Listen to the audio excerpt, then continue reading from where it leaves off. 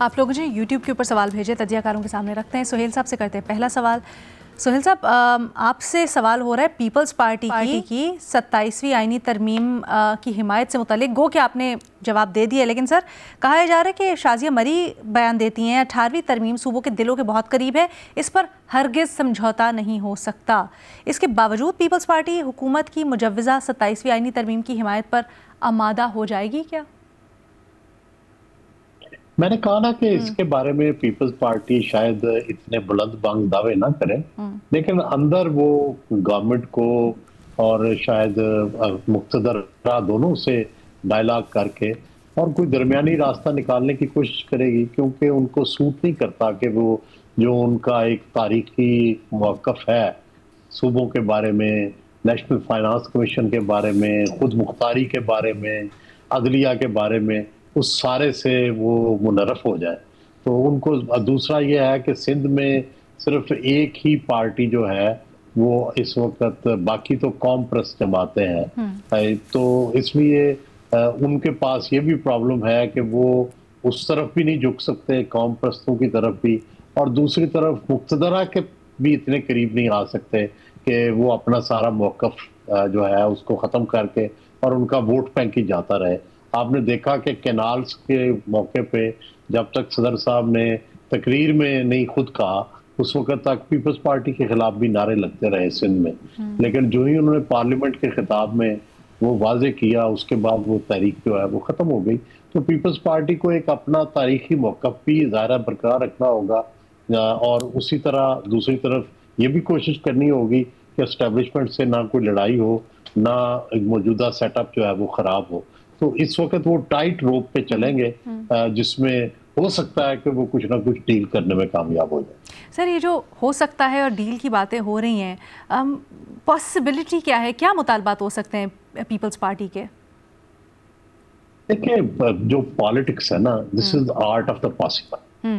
تو بنیادی طور پر جب ڈائلاگ ہوتا ہے تو یہی ہوتا ہے کہ بھئی دیکھیں، اس میں بظاہر سب کا نقصان ہے، سب کا فائدہ ہے، اس کو اس طرح سے کر لیں، اس کو اس طرح سے کر لیں. تو وہ متبادل پرپوزلز آئیں گی، اور ڈیفینیٹلی متبادل پرپوزلز یہی ہوگی کہ بھئی این ایف سی کے بارے میں ہوگا. جیسے میں نے عرض کیا ہے کہ بجائے اس کے کہ صوبوں سے واپس کچھ لیا جائے، ان کو ذمہ داریاں دے دی جائیں، تاکہ جن ذمہ داریوں کا وفاق حامل ہے وہ بھی کچھ شیئر کریں برڈن. یہ تو سچ ہے کہ وفاق غریب ہو گیا ہے، لیکن اب اس کو وفاق غریب ہوگا تو کس طرح سے حکومت چل سکے گی؟ تو صوبوں کو بھی یہ احساس ہونا چاہیے. اور اسی طرح جو صوبوں کو صرف دے کے اور آگے ان پہ کوئی پابندی نہیں ہے کہ وہ آگے ڈیوالو کریں، اس پہ بھی ضرور ہونی چاہیے. دراصل سر میں اس تناظر میں پوچھ رہی تھی کہ روایتی طور پہ یہ رہا ہے نا سر، کچھ لوگوں کا مطلب یا اس کی تشریح اس طرح کی جاتی ہے کہ وزارتیں دے دیں، اس صوبے میں حکومت دے دیں، یا اس طرح کچھ کر دیں. تو اگر ایسا معاملہ ہوتا ہے تو کیا پیپلز پارٹی ایسی کوئی ڈیمانڈ کر سکتی ہے، یا وہ کیا ہو سکتی ہے؟ وہ تو دیکھیں، ہر سیاسی جماعت بنی ہی اس لیے ہے کہ وہ زیادہ سے زیادہ اقتدار حاصل کرے. اس کو کوئی سودے بازی کہنا میرا خیال ہے کہ بالکل غلط ہے. سیاست کا مفہوم ہی وہ نہیں سمجھتے. ساری سیاسی جماعتیں اقتدار لینے کے لیے بنی ہیں، اور کیا وہ کوئی مارل پریچنگ کے لیے بنی ہیں. تو وہ سب کی کوشش ہوتی ہے زیادہ سے زیادہ اقتدار میں لیں، ٹھیک ہے، اور تاکہ وہ اقتدار کے ذریعے فلاح کر سکے لوگوں کی. تو یہ تو بنیادی سیاست کا مقصد ہی ہے. دوسری بات یہ ہے کہ نہیں، وہ بظاہر ایک جو ہے وہ ایک سٹانس لیں گے ڈیفینیٹلی. ان کے لیے پرابلم ہے، وہ اس کو فیس نہیں کر سکتے کہ ٹوٹل سرنڈر کر دیں. ٹھیک ہے، تھینک یو سو مچ سہیل وڑائچ صاحب. آگے بڑھتے ہیں، ریما عمر صاحبہ سے سوال کرتے ہیں. ریما صاحبہ، آپ سے سوال ہو رہا ہے کہ پہلگام حملے کے بعد جموں و کشمیر میں بڑے پیمانے پر گرفتاریوں کی خبریں ہیں، اور انسانی حقوق کی خلاف ورزیوں کے اوپر بھی آبویسلی. اس کے اوپر اقوام متحدہ نے کچھ رد عمل دیا ہے، خود خط سامنے آیا ہے. اس کے اوپر آپ ہمیں کیا بتا سکتی ہیں؟ اس کو تھوڑا سمجھانے کی کوشش بھی کیجیے گا. جی علینا، ہم اکثر جب بات کرتے ہیں انڈیا پاکستان کی جنگ کی بات کرتے ہیں، پاکستان کی جیت کی بات کرتے ہیں، لیکن جو ایک بہت اہم اس میں حصہ ہے وہ کشمیر کا ہے کہ پہلگام اٹیک کے بعد کشمیر میں کیا ہوا. اور یہ جو خط ہے یہ بہت اچھی طرح سے ہے، بہت ہاریفائنگ. جو اس میں جو ڈیٹیلز ہیں وہ بہت خوفناک ہیں لیکن یہ سمری ہمیں دیتا ہے کہ کشمیر میں اور مسلمانوں کے ساتھ بھارت میں پہلگام کے ٹیررسٹ اٹیک کے بعد کیا ہوا. اب فار ایگزامپل 2800 لوگوں کو 2800 لوگوں کو اکثر نوجوانوں کو کشمیر سے گرفتار کر دیا گیا, اور ڈیٹینشن میں یہ بھی خبریں ہیں کہ ان کے ساتھ تشدد ال ٹریٹمنٹ جو ہے وہ ہوا. اس کے علاوہ 54 لوگوں کی رپورٹس ہیں جن کو ایکسٹرا جوڈیشلی مار دیا گیا, مطلب انکاؤنٹر یا اس طرح کا آپ جو بھی نام دیتے ہیں, ایکسٹرا جوڈیشلی جن کو مار دیا گیا. 8-9 گھر ہیں ایسے کشمیر میں جن کو ڈیمولش کر دیا گیا as a form of collective punishment کہ کوئی لنک ان کا بن رہا ہے جو اکیوزڈ دہشت گرد ہیں ان کے ساتھ. اس کے علاوہ جو بنگالی مسلمان ہیں پورے بھارت میں, ان کے ساتھ بھی ان کے گھروں کے ساتھ ڈیمولش کیا گیا, ایوکشنز, مساجد ہیں ان کو گرا دیا گیا. اس طرح کے بنگالی مسلمانوں کے ساتھ اراؤنڈ دا انڈیا یہ بھی رپورٹس جو ہیں وہ سامنے آئی ہیں. جرنلسٹ جو کشمیر میں ہیں, جو انڈیپینڈنٹ جرنلسٹ سمجھے جاتے ہیں, ان کے اکاؤنٹس بلاک, انٹرنیٹ جو ہے اکثر سسپینڈ کرنا, اور ان کے اخباروں کو گورنمنٹ کے اشتہارات نہ دینا تاکہ وہ چل ہی نہ سکیں, اس کی بھی رپورٹس ہیں جو سامنے آئی ہیں. اور جو بہت خوفناک ہیں کہ جو کشمیری اسٹوڈنٹس ہیں جو مختلف یونیورسٹیز میں پڑھ رہے ہیں بھارت میں, ان کو ہراساں کیا جا رہا ہے, ان کی سرویلنس ہو رہی ہے, خاص طور پہ ان کے نام نکال کے ان کو سرویلنس کے لیے جو ہے وہ آئیڈینٹیفائی کیا جاتا ہے, کیونکہ وہی سمجھا جاتا ہے کہ کشمیری یوتھ جہاں بھی ہے وہ دہشت گرد ہے. کچھ اس میں سے چیزیں میں یہ کہوں گی پاکستان میں بھی ہمیں نظر آتی ہیں ہوتی ہوئی.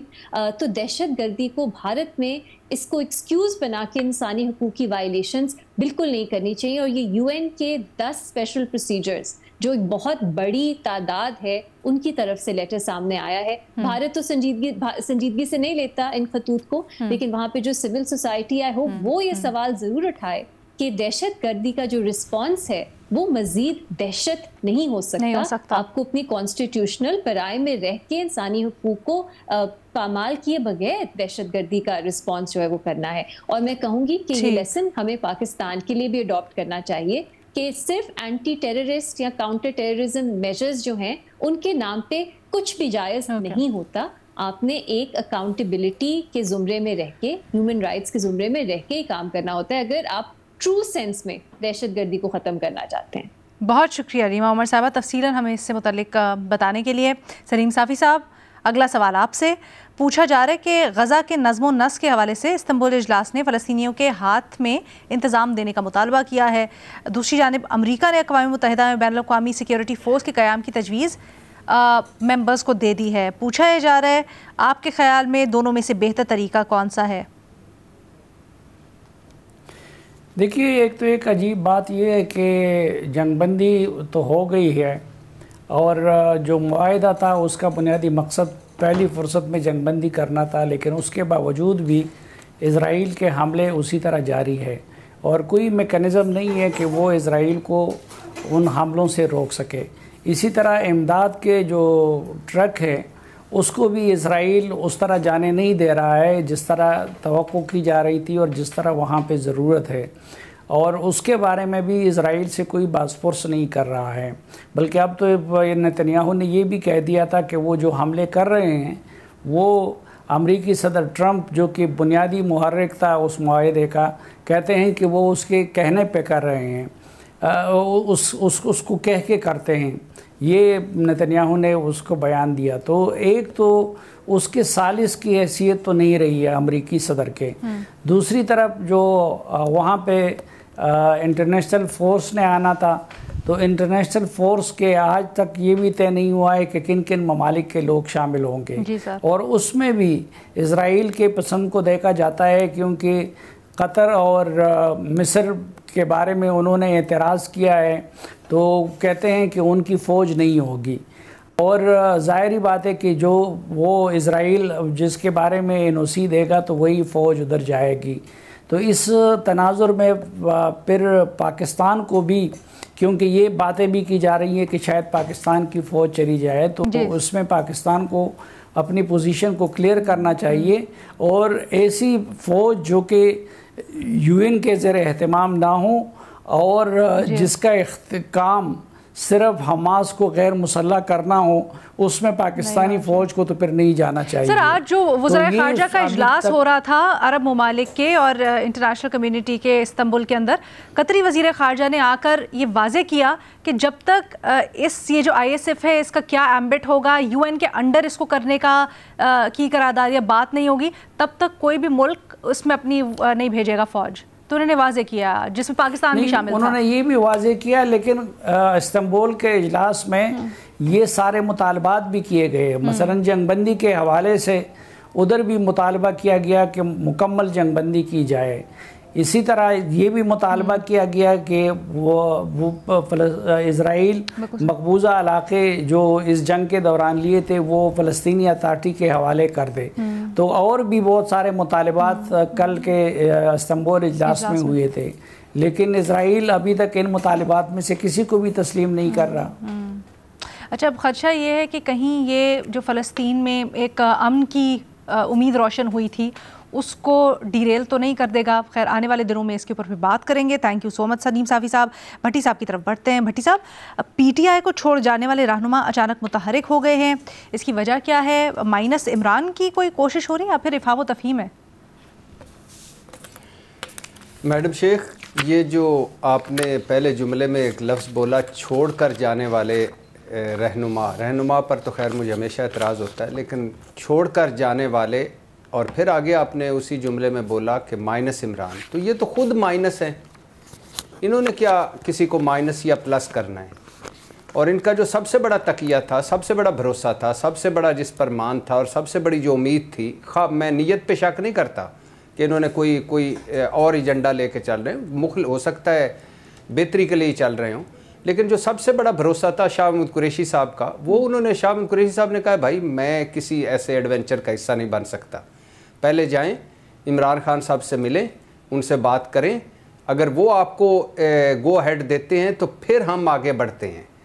اب آپ سمجھتے ہیں کہ مولوی صاحب جو کراچی کے ہیں PTI کے جو تھے، یا عمران اسماعیل صاحب جو ہیں، یا فواد چودھری صاحب جو ہیں، یا اسد عمر صاحب جو ہیں، یہ کسی کو مائنس یا پلس کرنے کی پوزیشن میں ہیں؟